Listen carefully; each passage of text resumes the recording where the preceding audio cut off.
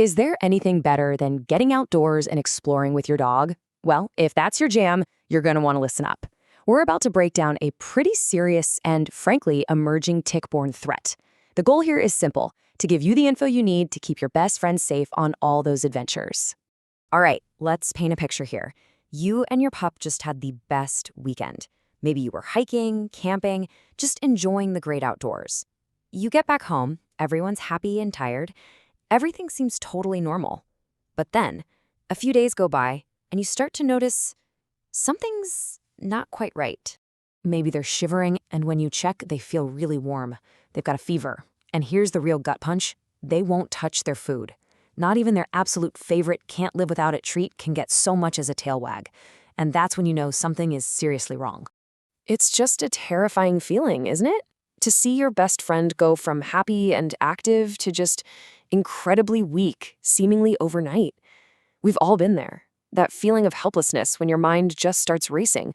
What is this? What did I miss? Did I do something wrong?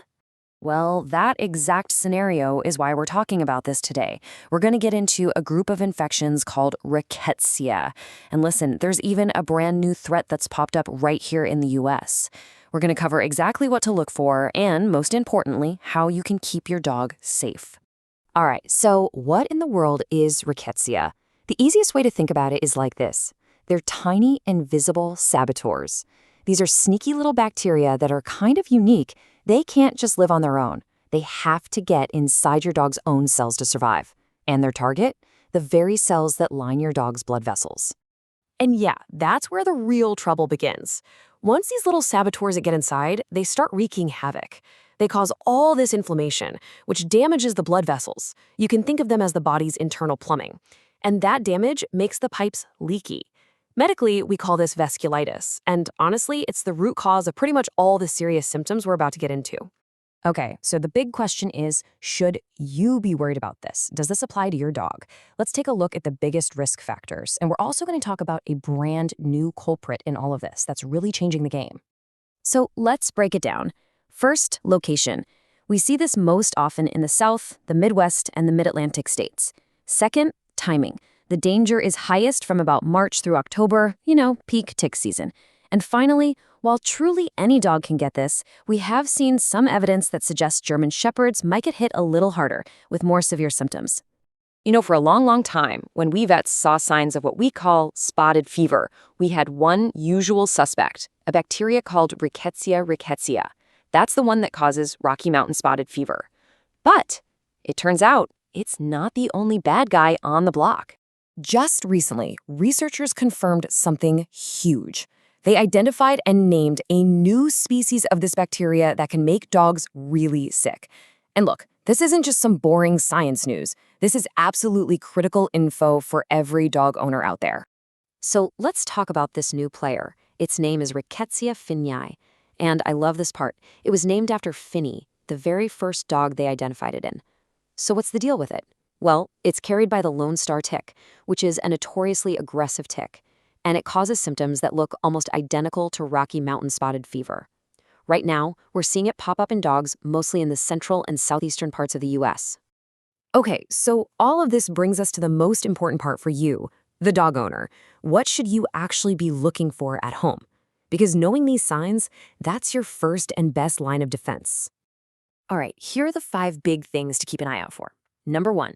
A sudden high fever. We're talking over 102.5. Number 2, they're just wiped out.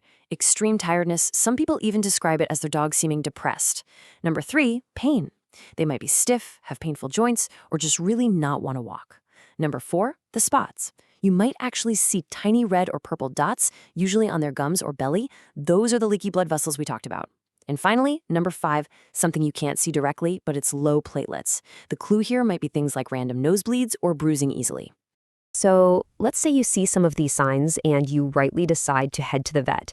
I know that can be a really stressful time. So let's just walk through what's probably going to happen just to demystify the whole thing so you know what to expect.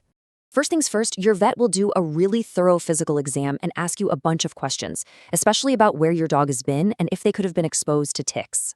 Then they'll definitely want to run some blood work. A low platelet count is a huge red flag for us. And finally, to really nail down the diagnosis, they'll recommend some special tests. One is an antibody test that basically sees if your dog's immune system is mounting a defense against the infection. Another is a PCR test, which is super cool. It actually looks for the bacteria's DNA. Either way, these tests give us the confirmation we need. And now for the best part, the solution. And I have really good news here. When we catch these infections early, the prognosis is generally excellent. So let's talk about treatment, recovery, and of course, how to stop this from ever happening again. I want you to hold on to this number, 24. Why? Because in so many of these cases, once we get a dog started on the right antibiotic, we see a huge improvement, especially that fever breaking within just 24 hours. And believe me, when you're worried sick, seeing them turn a corner that fast is just the most reassuring thing in the world. So what's the magic bullet here? It's an antibiotic called doxycycline. This is our gold standard, our go-to for treating these kinds of infections. It's incredibly effective. And what it does is it stops those little bacterial saboteurs from making copies of themselves, which gives your dog's immune system the chance it needs to win the fight. But look, as great as doxycycline is, we all know that an ounce of prevention is worth a pound of cure, right? The goal is to live on the left side of this chart. That means using a really good year-round tick preventative, checking your dog for ticks every single day, and getting any you find off immediately. And that's key, because it can take as little as 5 hours for that tick to transmit the disease.